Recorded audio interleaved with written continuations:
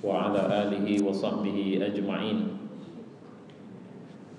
قال رسول الله صلى الله عليه وسلم عن أبي هريرة والحسان للنبي صلى الله عليه وسلم قال من أتى كاهنا أو عرف فصدقه بما يقول فقد كفر بما أنزل على محمد صلى الله عليه وسلم.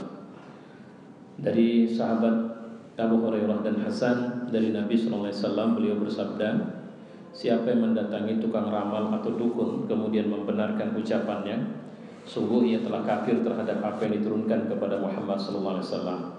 Hadis riwayat Imam Ahmad, Imam yang empat, Abu Dawud, Tirmizi, Nasai, Ibnu Majah dan Al-Hakim. Shadaqa Rasulullah sallallahu alaihi wasallam.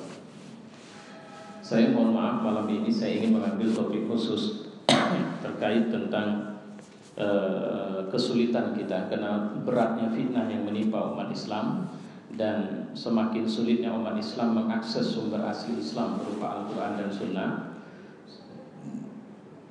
sehingga menyebabkan terjadi penyimpangan terang-terangan dan nyata di tengah masyarakat.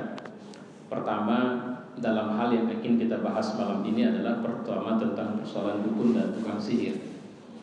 Walaupun di luar ini banyak lagi yang lain, seperti contoh kehebohan yang terjadi pada malam peringatan Isra Mi'raj Nabi Muhammad SAW di Istana Negara dengan adanya pembacaan Al-Quran dengan langgam Jawa. Menurut saya itu kebodohan terang-terangan, karena agama tidak selama ini bicara boleh atau tidak boleh. Agama bicara tentang akhlakul karimah, adab. Dan membaca Al-Quran itu perlu pakai adab. Seharusnya supaya lengkap itu kemarin peserta harus pakai singlet semua, termasuk presiden. Kalau bisa pakai singlet, pakai celana ponggol gitu. Jadi acara peringatan Isra Mi'raj dihadiri oleh presiden dan menteri agama pakai singlet dan celana ponggol. Dan supaya bisa dilihat oleh banyak orang. Kenapa? Karena pakai singlet kan tetap menutup aurat ya. Gak ada masalah secara agama. Celana ponggol untuk aurat kok. Cuma laki-laki kan sama dari lutut sampai pusat saja. Pertanyaannya, kira-kira mau nggak orang itu? Atau udahlah, mungkin terlalu ekstrim saya ngomong begitu. Ini tadi sholat, nanti pas sholat kebetulan imamnya saya, izin nggak bapak-bapak prosesi sholat tuh pakai singlet saja jadi imam? Saya pikir juga dia nggak sakit saya datang kemari pakai singlet kemudian isi ceramah. Atau nanti kita tunggulah 17 Agustus supaya lagu Indonesia Raya dinyanyikan dengan lirik mabuk lagi gitu. Atau lirik Jawa yang mana gitu. Kira-kira terima nggak mereka? Jadi persoalannya bukan pada ini boleh kemudian membuat festival lagi. Memang terlalu berani menunjukkan ketololan dan kebodohan ini. Ini masalahnya lebih kepada adab ya. Dan terus terang, Quran ini bukan nyanyian sehingga bisa digubah lagunya. Lagu Quran itu dari sejak masa Rasulullah itu tidak keluar dari ghina yang sudah ada. Misalnya dari Bayati dengan Bayati ini apa semua itu sampai kepada Rasika, Nawa, macam-macam lagu yang itulah lagu khusus untuk Quran. Tidak ada yang lain. Karena dia disesuaikan dengan tujuan membacanya untuk apa. Bukan sekedar kreasi lagu. Kalau sempat sekedar kreasi lagu, akan dikhawatirkan muncul Al-Quran langgam India, Al-Quran langgam Cina, Al-Quran langgam di Indonesia saja banyak langgam kalau mau bicara langgam. Kalau begitu semuanya halal tuh. Ya. Nah ini yang berbahaya dari temuan. Nah ini temuan orang-orang bodoh dan mengira bahwa itu adalah kreasi luar biasa. Ijtihad yang layak untuk diberikan respek terhadapnya. Nah ini fitnah-fitnah zaman kini yang insya Allah terjadi di tengah kita.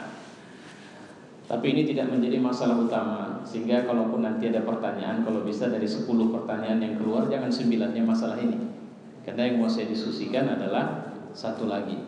Kenapa? Karena di TV kita hampir setiap malam ada saja acara dunia lain, uji nyali atau alam gaib atau apapun namanya, yang sekarang ini sudah tak lagi jelas dari mana sumber yang mereka pakai, apa pijakan yang mereka gunakan untuk menyajikan acara itu.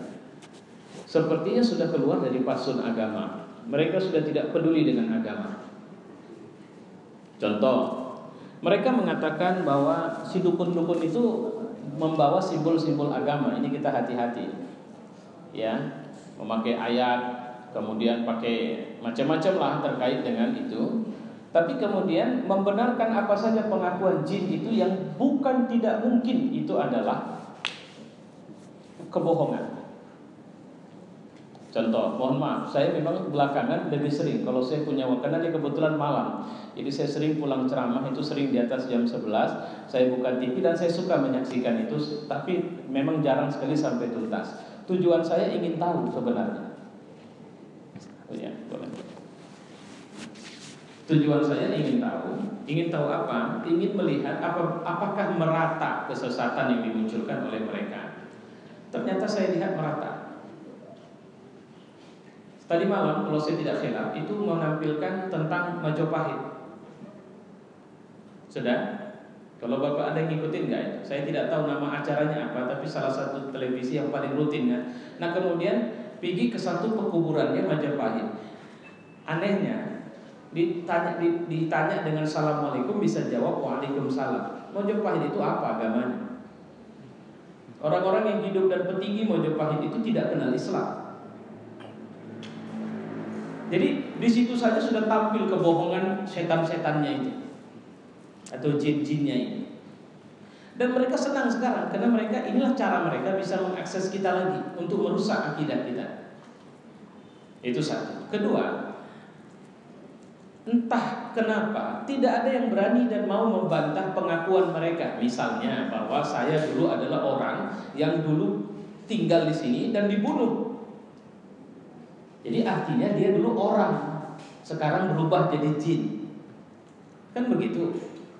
Atau orang gentayangan di alam yang berbeda. Ini tidak ada akidahnya sama kita.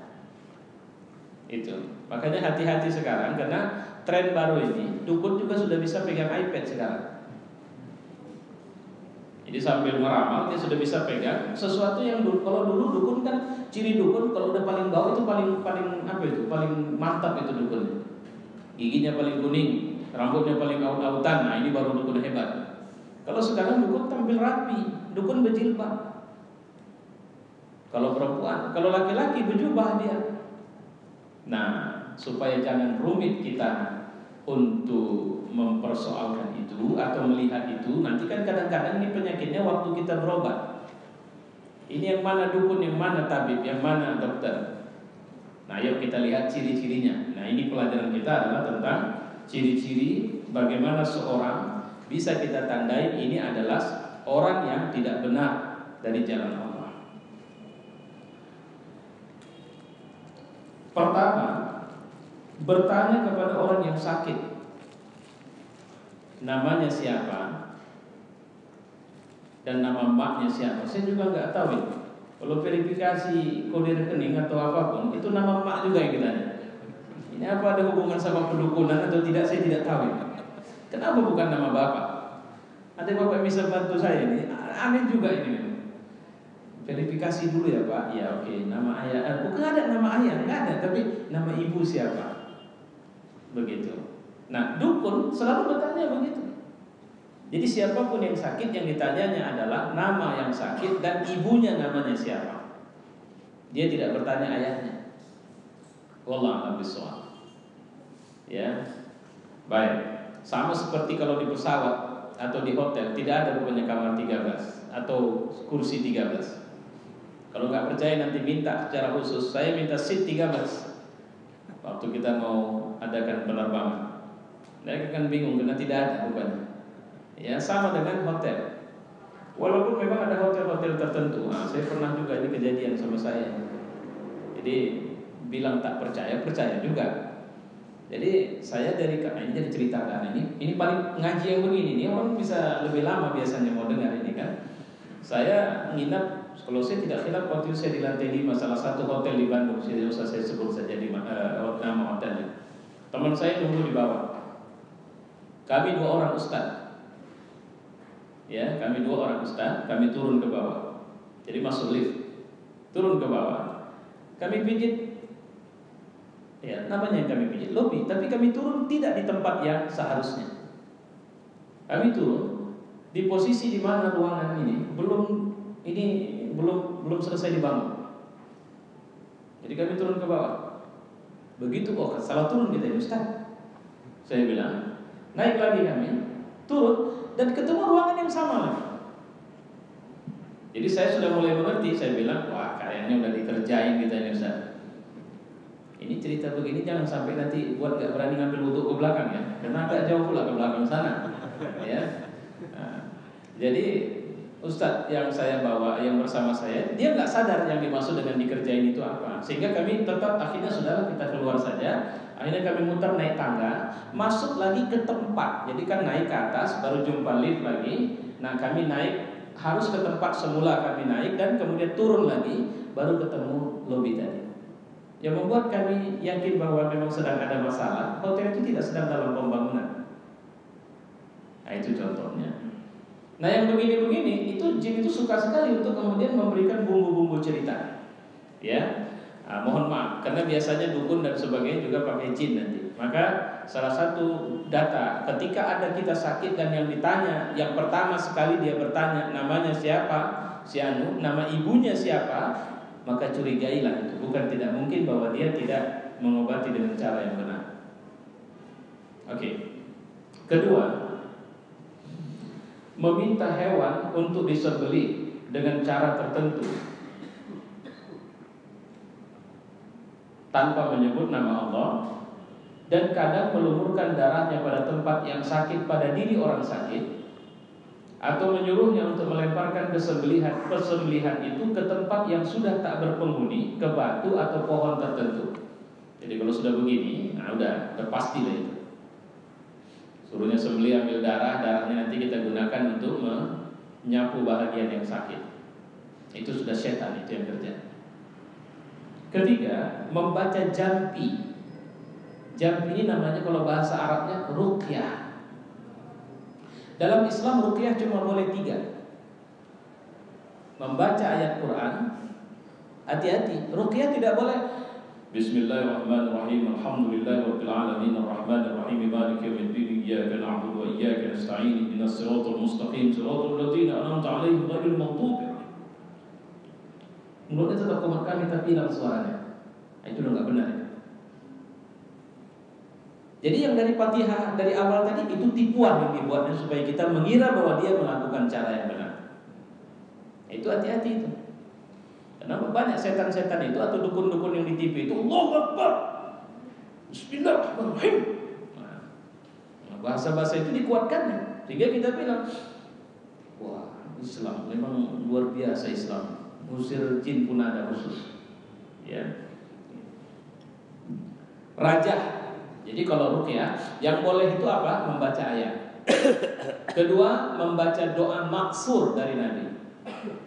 Apa maksud? Yang populer dari Nabi. Ketiga, Asmaul Husna. Ya Qawi, ya Qawi, ya Qawi, ya Qawi, ya Qawi, terus silakan, boleh. Itu maknanya. Tapi kalau yang beredar di luar, ada buku ditulis, siapa yang membaca Asmaul Husna sekian kali, kalimat Allah sekian kali, maka akan datang rezeki tiba-tiba nanti. Ini bahaya ini. Ini buku yang tidak bisa dibenarkan. Ya, karena tidak ada sumbernya. Baik, kemudian rajah. Rajah itu apa? Nah, ini hati-hati. Ada orang nanti ngasih sesuatu nih untuk peganganmu. Kau kan mau dipindah ke sana. Udah nih, supaya kau aman di sana. Tengok isinya biasanya alif, alif, alif, alif, jim. Di selembar kertas, disuruhnya lipat, taruh aja di dompet. Nah ini tidak boleh. Apapun bentuk rajah itu tidak boleh. Biasanya rajah itu, tolong perhatikan nanti, kalau nggak percaya lihat itu. Saya pernah lihat itu. Dia mengambil benda langit. Di bagian ada gambar burung nanti atau awan. Terus ke bawah diambil kepiting, udang, ikan, nah begitu dia. Ini bentuk-bentuk rajah juga ya. Dan macam-macam kebutuhannya untuk pelet, pekasih, untuk bisa orang senang semua sama kita. Ya, sehingga kemana orang kayak ngefans kayak artis yang apa istilahnya itu dikejar-kejar terus, nah gitu. Atau setiap urusan bisa aman. Nah ini biasanya raja. Dan raja itu ada bentuknya, bisa digantung. Makanya kalau perhatikan kalau orang pakai rantai agak aneh, itu tanda-tanda masalah itu. Dan biasanya di mainannya yang agak aneh itu. Kalau rantainya biasa, dan sering pakai suasa atau pakai perak, tapi mainannya nggak lazim. Nah itu kalau bisa dibuka, itu tandanya ada sesuatu itu. Terus taruh di pinggang, benangnya merah sama hitam. Terus ada bantal kecil yang tuyul cuma bisa tidur di situ. Isi bantalnya itu biasanya adalah pasir hitam atau besi hitam. Atau ada juga yang isi bantalnya itu Quran, yang besarnya segini. Pernah lihat?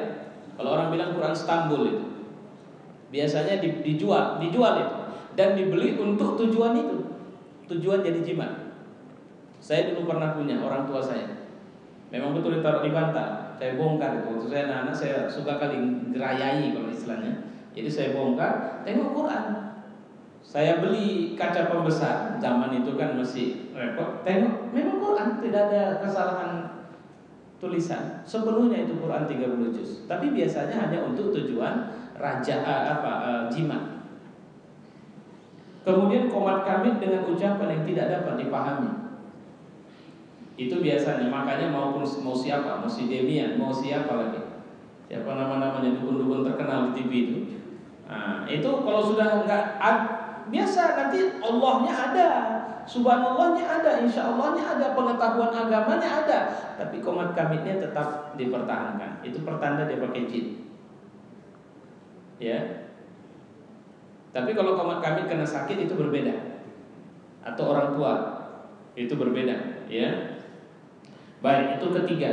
Keempat, meminta sesuatu yang aneh agar tujuannya agar tidak bisa dipenuhi. Oh, ini bisa bukan ini. Cuma tolong disediakan dulu 11 ekor tikus yang harus ditangkap waktu orang tidur siang. Kok ini nyarinya? Jadi tikus itu harus di tempat yang ada di tempat orang yang sedang tidur siang. Nah, atau tikus yang yatim. Mana nih tikus yang yatim? Enggak, ini serius. Ini memang ada permintaan-permintaan yang aneh-aneh begini, ya. Tikus yang yatim atau kera yang buta. Jadi banyak itu permintaan yang berat kali nyarinya. Pokoknya tikus ada KTP atau ada apa, kartu keluarga mungkin kan, sehingga dicek dulu. Oh ini enggak yatim ini. Ya. Rata-rata semua tikus yatim itu, begitu lahir udah tinggal bapaknya, itu udah nggak jelas bapaknya di mana. Ya cuma mencari yang yatim ini bagaimana gitu. Kemudian jika orang yang sakit tidak dapat memenuhinya, baru kalau begitu diganti mahar ini. Karena tak bisa ini, kalau memang tak dapat harus pakai mahar. Maharnya apa Pak? Ya maharnya bisa lah, ada uang, bisa perhiasan. Berapa itu Pak? Enggak tahu saya. Bentar saya tanya dulu. Pura-pura ada qomat kamit. Mohon maaf saya kayak dulu siapa itu yang sudah tobat lah, mudah-mudahan tobat lah dia sudah ya. Si Guntur Bumi. Nah kayak gitu modelnya. Kalau sudah bicara mahar udah nggak benar itu. Nggak ada ngobatin pakai mahar. Udah bilang aja biayanya sekian, kenapa tidak? Pakai mahar, ini nggak ada, harus ganti mahar ini. Nah itu tidak boleh. Dan ini sebenarnya merupakan persembahan untuk raja jin yang diminta untuk mendatangkan permintaan tersebut. Jadi supaya nanti tikus ini bisa kita dapat. Ya kita minta tolonglah pula sama orang nyarikan. Terakhir udah ada tikusnya, ini ada tikusnya. Agak aneh memang ini, karena tikusnya kalau orang yang sedang tidur siang, tikus agak galak ini. Nah tengok itu jalannya. Begitulah dukun itu suka nanti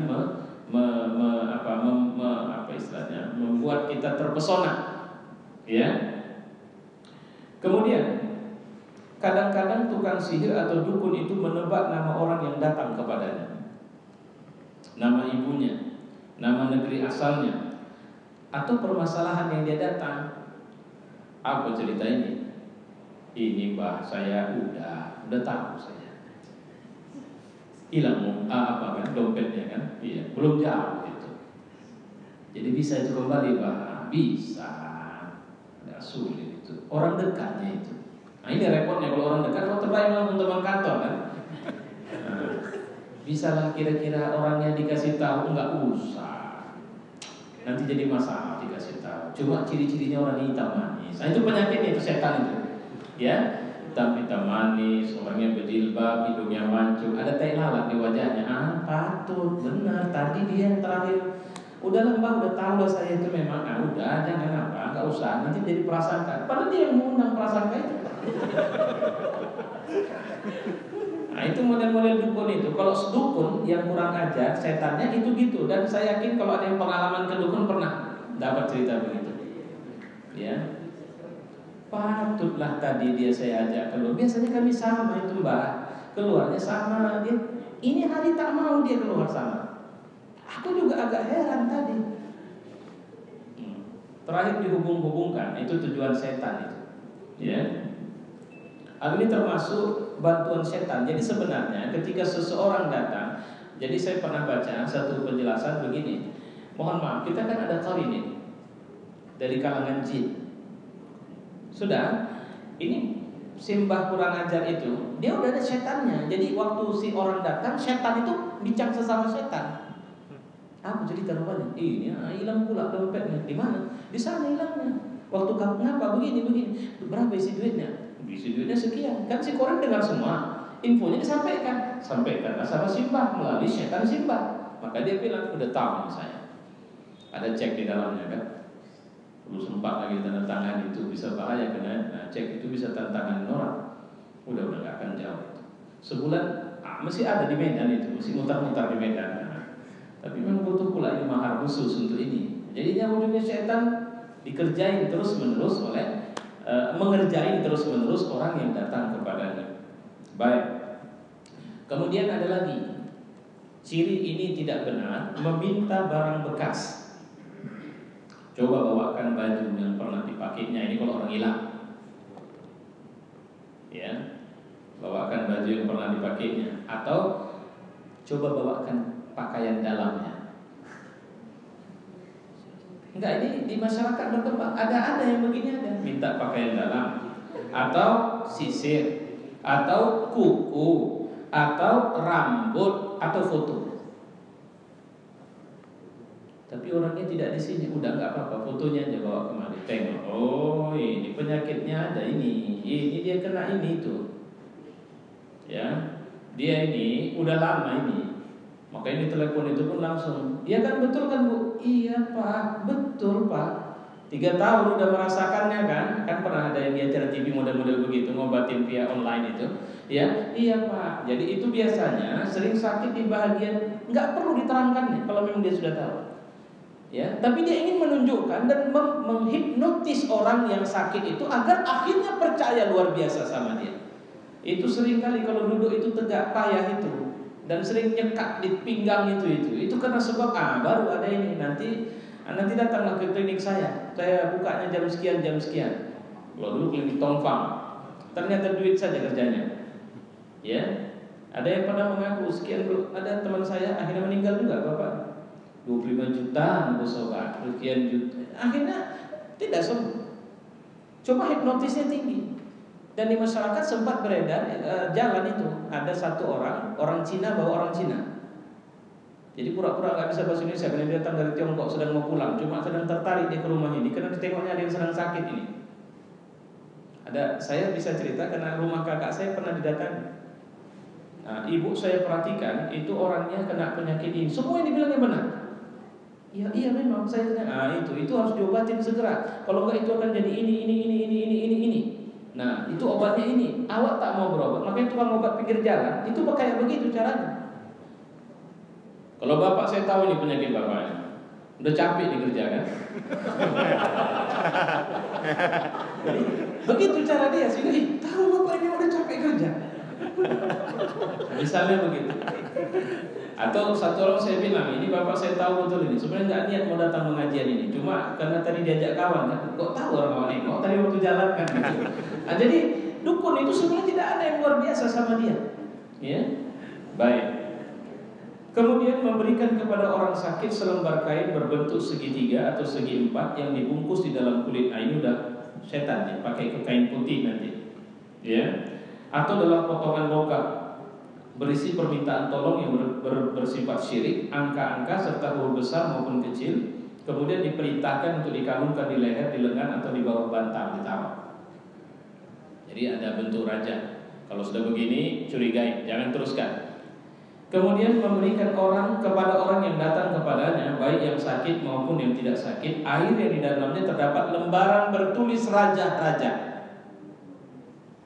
Ya, saya ulangi, lembaran yang bertulis raja-raja dan permintaan tolong kepada setan, dan memerintahkannya untuk mandi dengan air tersebut di tempat yang sudah tak berpenghuni atau kuburan yang sudah tak dikunjungi manusia. Jadi makanya hati-hati dengan orang yang disebut ustaz, ngasih air zikir katanya. Kalau air zikir nggak usah disuruh minta sama dia, tanya saja zikir apa yang bisa saya buat. Ada pernah begitu? Oke, dikasih, tapi maharnya bayar. Nah, saya bilang udah tak betul dia itu. Jadi zikirnya sesuai pesanan. Kalau mau ambil yang 50.000, zikirnya agak sedikit. Enggak, ini serius, pernah ada orang dan itu dilakukan oleh yang kalau dulu masuk TV itu, wah rame itu, ribuan orang datang ke majelisnya. Saya pikir cuma berzikir, rupanya jual obat di botol-botol aqua. Botol aqua sedang harganya 50.000. Makanya saya ada kakak saya begitu terima, dia bilang itu beli dari Ustadz Anu. Saya bilang kenapa tak datang ke rumah, bawa galon besar aqua, nanti ku kasih gratis. Ya, kalau persoalan airnya. Kalau kertasnya enggak, ini selembar sedikit, nanti aku kasih berlembar-lembar kertasnya. Nah, silakan mau diminum, mau dimandiin silakan. Artinya udah marah kali gitu. Sebenarnya tidak perlu. Kalau sifatnya air zikir, tanya saja zikirnya apa. Makanya zikir itu semuanya adalah obat untuk kita. Ya. Jadi enggak usah. Nanti mohon maaf saya ada sholat hajat. Saya pernah baca dalam kitabnya Imam Al-Ghazali ini. Dan saya pernah melaksanakannya dan membuktikan pada diri saya. Ketika saya sakit yang saya sangat sulit konsentrasi, asam lambung itu kan bisa buat pikiran kita kacau. Saya pernah sampai itu istri saya bawa itu saksinya. Itu saya sekian kali masuk rumah sakit, sampai satu malam hampir masuk rumah sakit lagi.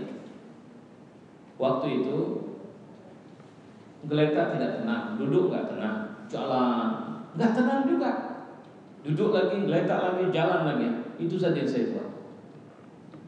Kayak orang, kalau dibilang orang kena sihir, tapi akibat dari dampak terganggunya pikiran dari penyakit itu. Akhirnya saya berdoa kepada Allah, saya ambil wudu, saya sholat 12 rakaat, 2 rakaat sampai 12, namanya sholat hajat.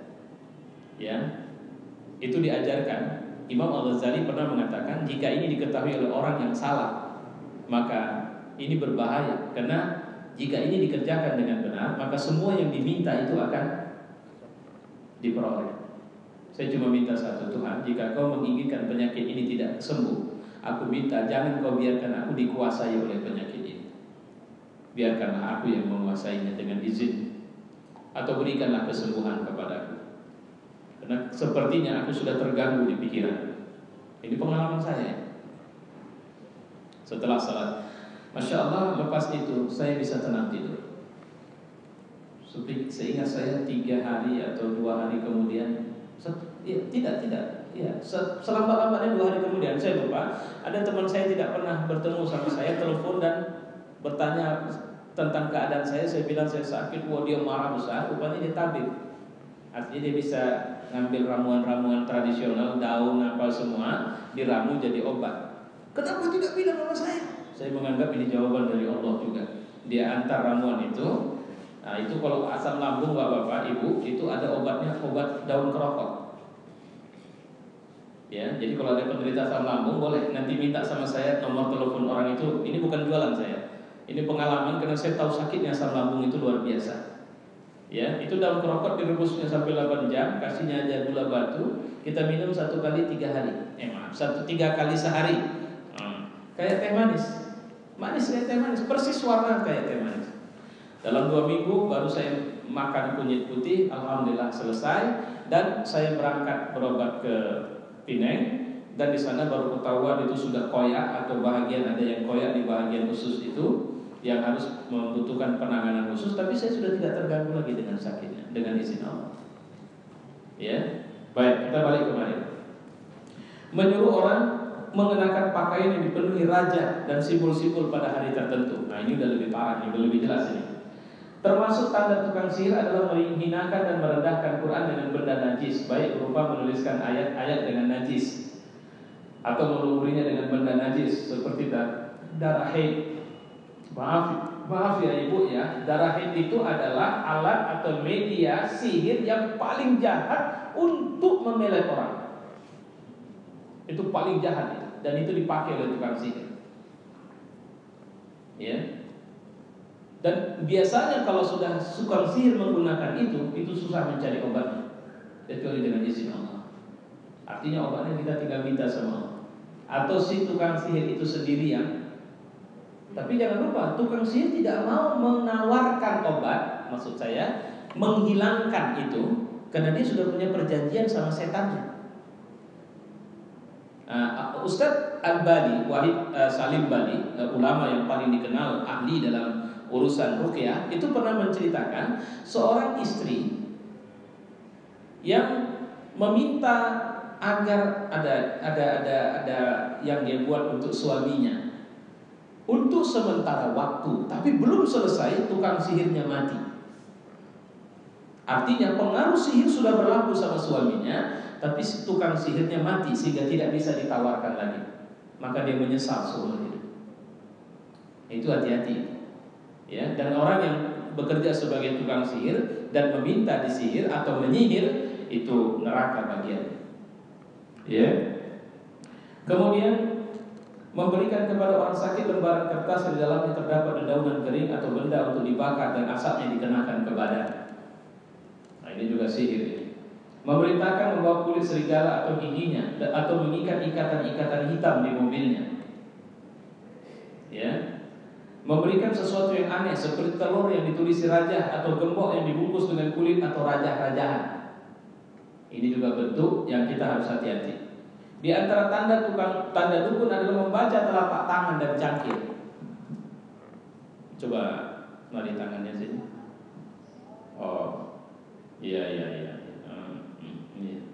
Ambilnya cangkir, tengoknya. Gitulah modelnya. Nah, kalau udah begitu, kalau bertahan bapak di situ, bersyubhat dan berdosa bapak. Ya. Menuliskan raja atau simbol atau huruf yang terpisah, tidak bersambung, dengan angka atau segi 4 maupun lingkaran, ini jelas. Dan ini hati-hati, ada dulu kitab Syamsul Ma'arif Kubra. Saya pernah punya itu. Pernah dengar nama kitab itu kan? Syamsul Ma'arif Kubra. Tulisannya Arab semua. Itulah kitab perdukunan paling mengerikan. Saya bilang paling mengerikan karena dia instan. Siapapun bisa mengamalkannya. Jangan penasaran ya. Terus ada yang mau nyari itu. Karena di situ banyak itu. Bacaan atau cara supaya naik pangkat. Ada itu di situ. Cara supaya mudah dapat jodoh, mudah dapat anak, ini apa semua di situ ada. Tapi semuanya itu adalah tidak dibenarkan secara akal. Tulisannya Arab Melayu itu. Saya berapa lama punya itu, tapi sekarang saya tidak pernah lihat lagi ada di rumah saya buku itu, karena bukunya kecil, tapi tebal, kayak Majmu' Syarif. Nah, namanya Syamsul Ma'arif Kubra. Ya, itu kalau mau belajar instan, cara cepat jadi dukun, pakai buku itu. Tapi percayalah, insya Allah pasti masuk neraka. Ya, karena itu tidak benar. Ya, cuma anehnya yang begini ini ada juga diajarkan di pesantren-pesantren yang agak nyeleneh. Saya punya teman pernah manggil Ali bin Abi Thalib, ruhnya dipanggil bulan Ramadan, prakteknya sama saya. Jadi dua dipanggil, di Ponorogo satu, Ali bin Abi Thalib satu. Jadi di Ponorogo itu saya lah badan saya. Jangan dilawan ya, jangan dilawan ya. Atau dia bacalah bacaan-bacaan yang tertentu, baca Fatihah dia. Terus tangan saya tiba-tiba terangkat, macam ada angin yang mengangkat. Nah begitu. Wah, ini kayak dia sedang menaik kuda ini. Jadi kayak begini tangan saya itu. Jadi apakah pelana kuda itu atau tali kuda itu? Terus diajaknya mutar, saya mutar terus. Apa ini? Nah udah diberhentikan, udah pergi. Nah itu dukun itu anak pesantren itu. Waktu itu saya masih SMP lagi. Ya, sampai sekarang saya masih ingat itu. Kemudian ini banyak ini supaya tahu aja kita. Menyuruh orang mengenakan kaudah, kemudian memberikan kepada orang sakit lembaran kertas, oke. Kemudian membaca telapak tangan sudah, kemudian menuliskan raja atau simbol sudah.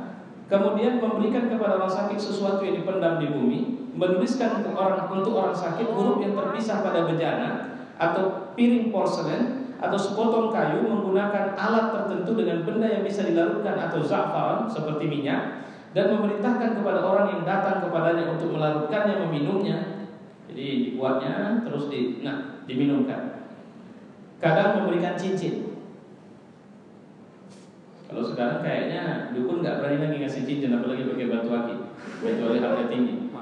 Ya, karena mahal sudah bisa dijual belikan kan. Ya. Di antara tanda dukun lagi menyaitkan, menuangkan cairan timah atau membereskan, membuat raja-raja di tanah. Jadi kemarin itu saya lihat waktu dia mau ada yang dari Majapahit itu, nah dia pakai mukul tanah begini, jadi pakai tangannya ini saja. Ini orang yang kerasukan itu sudah bisa lari sana lari sini, diatur dengan tangan. Saya sangat yakin bahwa itu sihir. Dan sihir itu menggunakan media jin sebenarnya. Nah, Masya Allah. Nah persoalannya sekarang, apa yang harus kita lakukan kalau kita menghadapi fenomena seperti ini? Nah sekarang kalau sakit Bapak, siapa yang menyembuhkan sakit? Allah kan? Sudah, jangan pernah minta sembuh sama makhluk, berobat saja. Kepada yang memang dibenarkan Allah kita berobat. Selebihnya minta sembuhnya sama Allah. Ya Allah, sembuhkan aku, ya Allah, berikan kesembuhan kepada orang tua, kepada ayahku, kepada bapakku, kepada anakku, kepada istriku, kepada suamiku, kepada.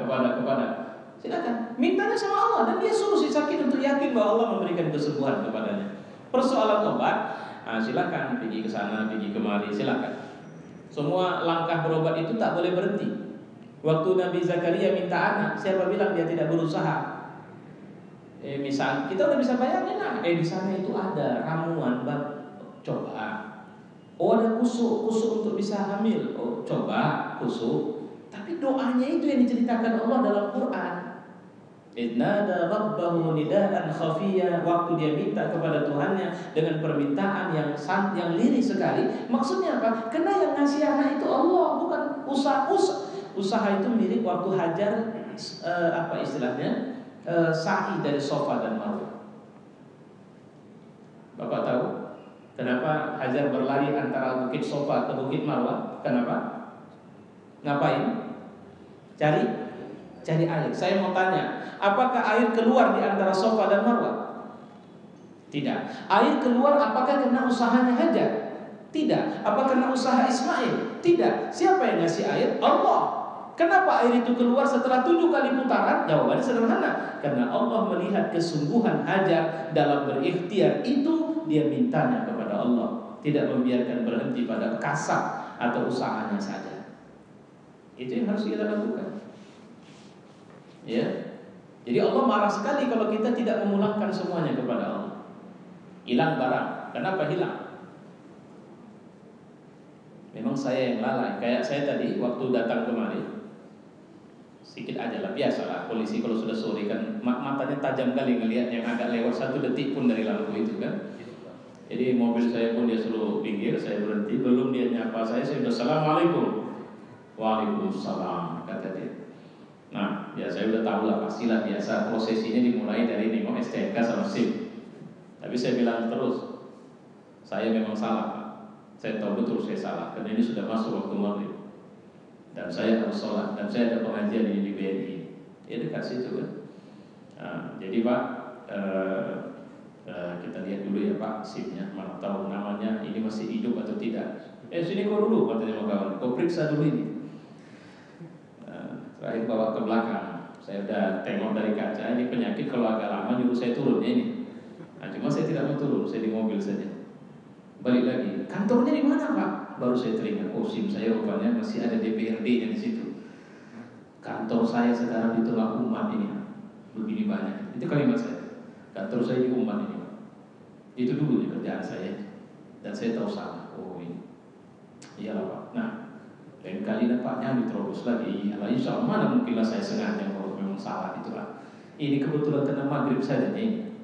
Iya, udah maghrib rupanya Pak. Kata si polisi yang satu. Udah gelap dia masih belum tahu maghrib dulu.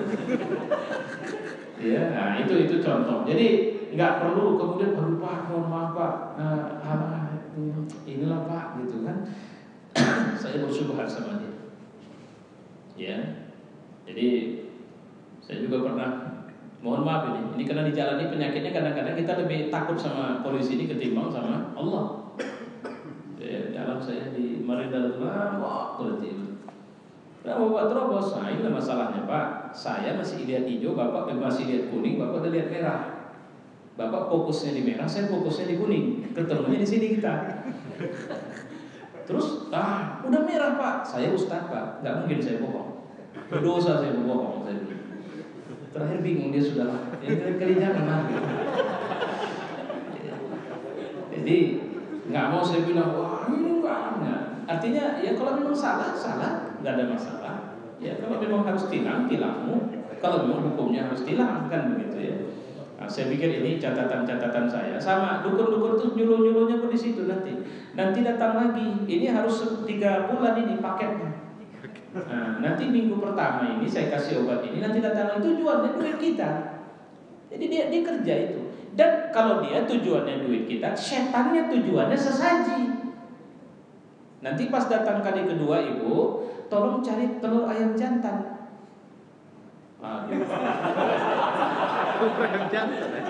Memang ada. Ayam jantan bertelur ada kecil telurnya. Ya, tapi memang ayam jantan yang nggak ngerti saya ini. Pernah saya lihat itu.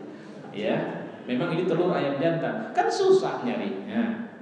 Otomatis, udahlah. Kalau dia nggak mau bilang, udah biar saya enggak. Memang susah itu.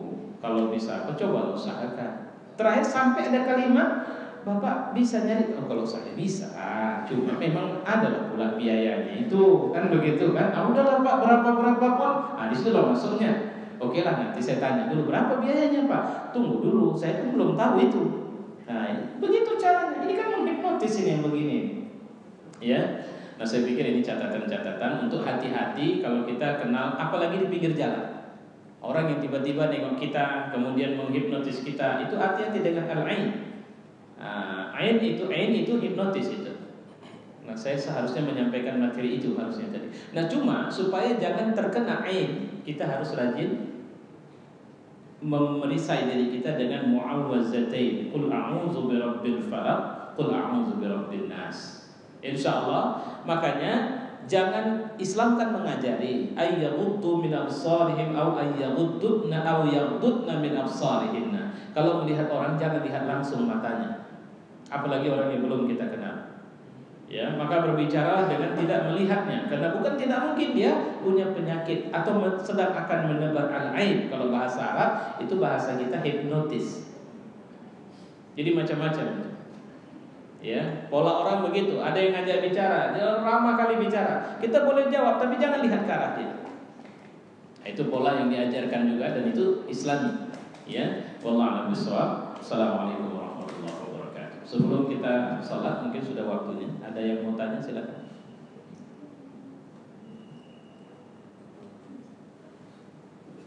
Iya, Pak. Tadi Ustaz katakan tadi kalau yang berbentuk rumahan itu seluruhnya nyaris. Bagaimana pula dengan penajam? Apa itu maksudnya? Saya nggak ngerti itu. Kadang-kadang kalau momennya kita memusuh orang itu supaya maju lebih khususnya kan pada dikasih ini Pak penajamnya supaya. Bentuknya apa? Kalau kita memusuh Pak, kadang-kadang musuh-musuh.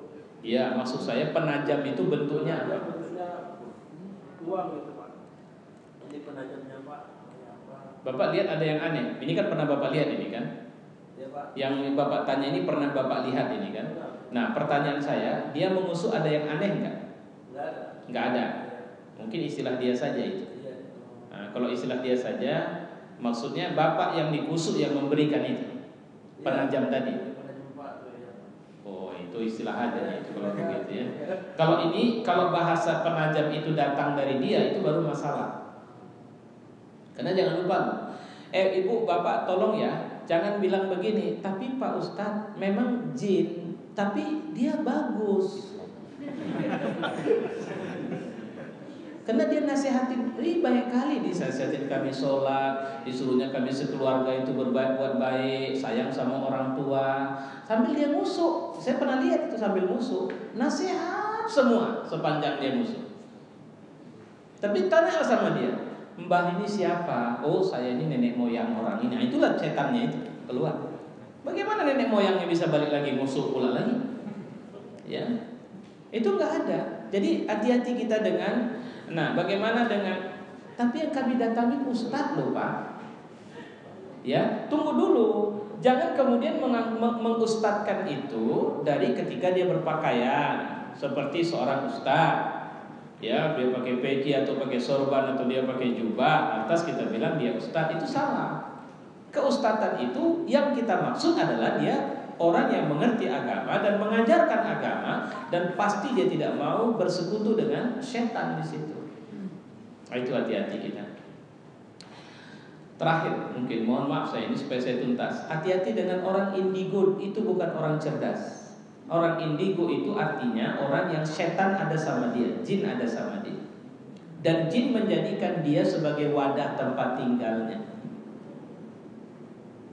Jadi kalau bahasa orang itu udah bolong dia, sudah kena dia. Dan sehingga dia tahu nih, kayak di sini bisa nampak ini duduk-duduk di sana itu. Ada seorang anak kecil, kakak istri saya, dia punya anaknya itu masih kecil. Jadi waktu sedang bantuin orang tuanya di rumahnya, sanalah gitu. Maknya tanya apa yang di, karena nggak nampak. Ini mak pocong ini, pocong rupanya kawannya. Nah, dia ngelihat gitu. Nah itu indigo namanya. Dan orang begitu dia bisa lihat memang. Tapi nggak ada hebatnya orang indigo, nggak ada hebatnya. Lantas kalau memang ada jin di sini, kenapa rupanya? Kalau memang jin pun tinggal di rumah-rumah orang mukmin, lantas ada masalah apa? Tapi jinnya ngeri. Lah memang jin mau cari jin tampan di mana? Jin itu nggak ada yang mukanya kayak manusia. Kalaupun dia berwujud agak kayak manusia, dia tidak bisa. Laqad khalaqnal insana fi ahsani taqwim. Cuma manusia saja. Makanya ada lebih bagus jelek-jelek manusia daripada ganteng-ganteng serigala. Ya kan, nggak ada gunanya kan serigala dia. Gitu. Cuma kita ini otaknya agak rusak, terus senang kira tak ratingnya jadi tinggi. Nah, karena kita salah itu. Ya. Oke, saya pikir itu Pak penjelasan saya. Mohon maaf saya mungkin di luar yang kita perkirakan ceramah saya, cuma saya sedang ingin menyampaikan ini. Jadi mudah-mudahan ini bisa menjadi perhatian kita semua. Assalamualaikum warahmatullahi wabarakatuh. Kita tutup doa atau langsung sholat aja? Oke.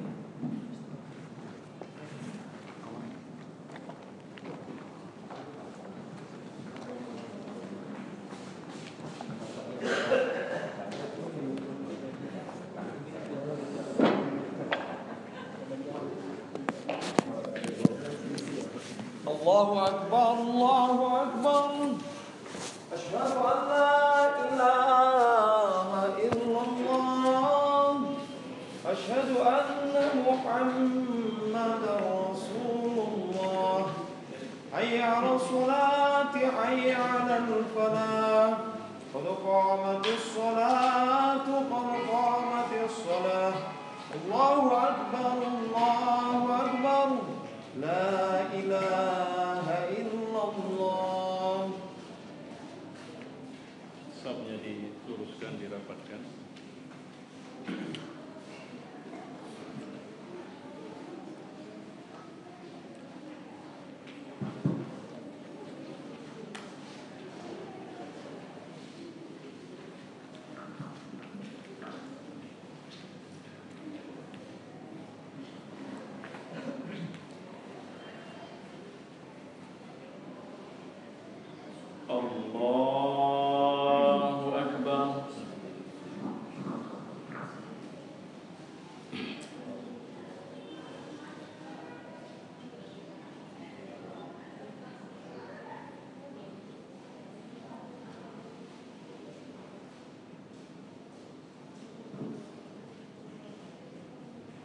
Bismillahirrahmanirrahim.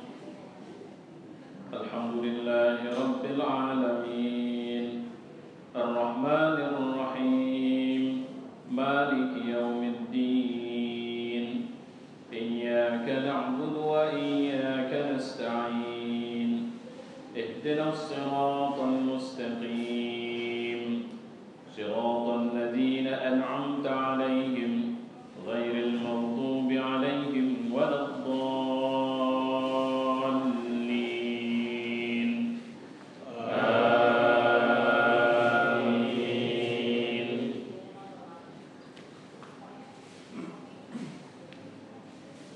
Alam tara kaifa fa'ala rabbuka bi ashabil fil. Alam yaj'al kaydahum fi tadlil. Wa arsala 'alaihim tayran ababil tarmihim bihijaratin min sijil faj'alahum ka'asfin ma'kul. Allahu akbar.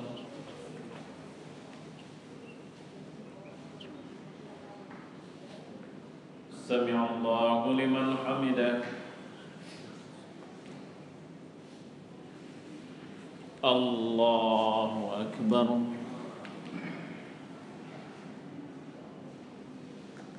Allahu akbar.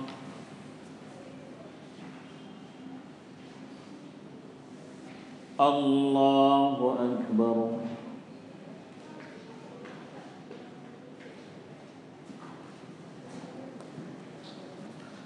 Allahu akbar. Bismillahirrahmanirrahim. Alhamdulillahi rabbil alamin. Ar-Rahmanir-Rahim. Maliki yaumiddin. Iyyaka na'budu wa iyyaka nasta'in. Ihdinas siratal mustaqim. Siratal ladzina an'amta 'alaihim ghairil maghdubi 'alaihim waladdallin. Amin.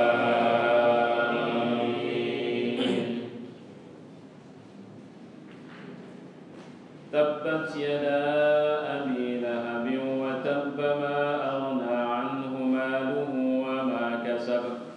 Sayasla naran dhata lahab wa imra'atuhu hammalatal hatab fi jidha hablum min masad. Allahu akbar. Sami'allahu liman hamidah. Allahu akbar. Allahu akbar. Allahu akbar.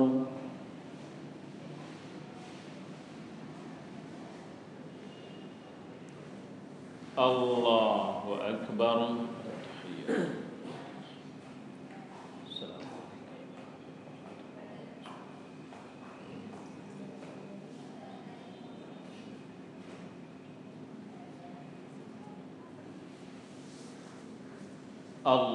Allahu akbar.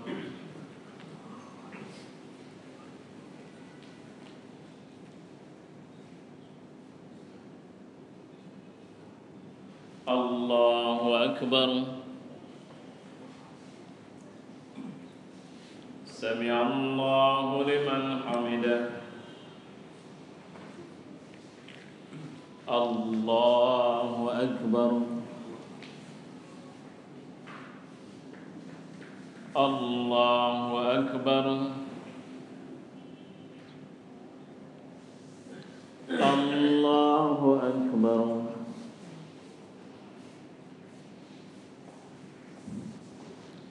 Allahu akbar.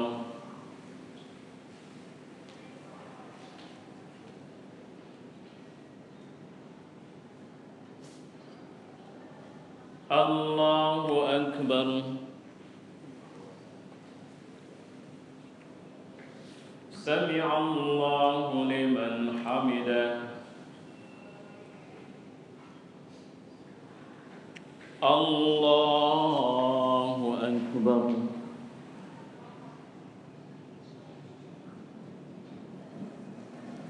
Allahu Akbar.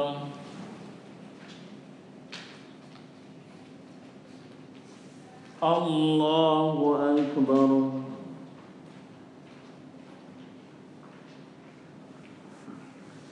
Allahu Akbar. At-tahiyyatu. Assalamualaikum warahmatullahi wabarakatuh. Asyhadu an la ilaha illallah.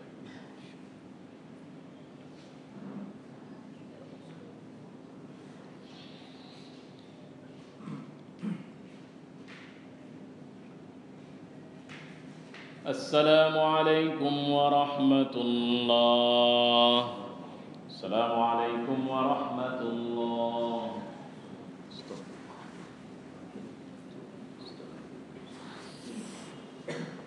Astaghfirullahaladzim alladzi la ilaha illa huwal qayyum wa hadratin nabiyil mustafa rasulullah sallallahu alaihi wasallam wa ala alihi wa sahbihi wa man da'a bi da'watihi wa jahada fi sabilihi ila yaumiddin. Al-Fatihah.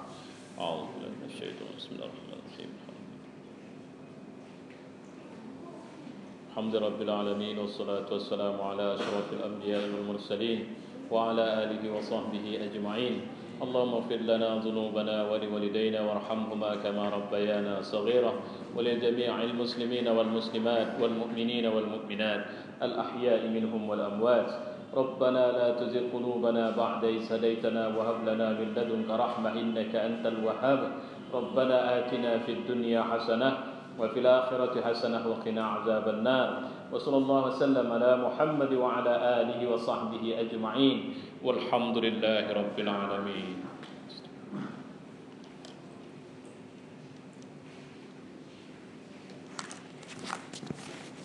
Rupanya sudah disediakan. Konektor saya bawa sebenarnya di mobil. Oh, Ustaz bisa minta Habib yang Ustaz tadi. Oh nanti. Namanya Mujiono. Dia orang Simalungun tapi nama Mujiono. Atau mau sekarang? Iya. Ada yang penyakit ya? Iya. Astagfirullah.